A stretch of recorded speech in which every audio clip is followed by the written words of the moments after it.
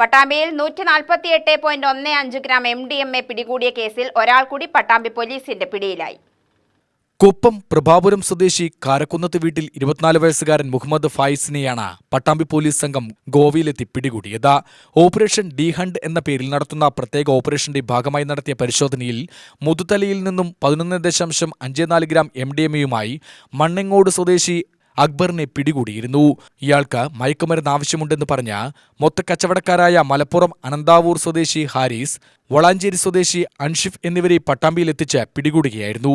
ഇവരിൽ നിന്ന് 148.15 gram MDMA കണ്ടെത്തുകയും ചെയ്തിരുന്നു.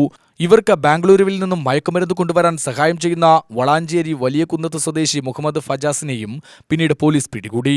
പട്ടാമ്പി മേഖലയിലെ ഏജന്റുമാർക്ക് MDMA എത്തിച്ചു നൽകുന്ന ഇവർക്ക് മൊത്തമായി മയക്കുമരുന്ന് വിതരണം ചെയ്യുന്ന ആളാണ് ഇപ്പോൾ പിടിയിലായ മുഹമ്മദ് ഫായിസ് എന്നാണ് പോലീസ് നൽകുന്ന വിവരം.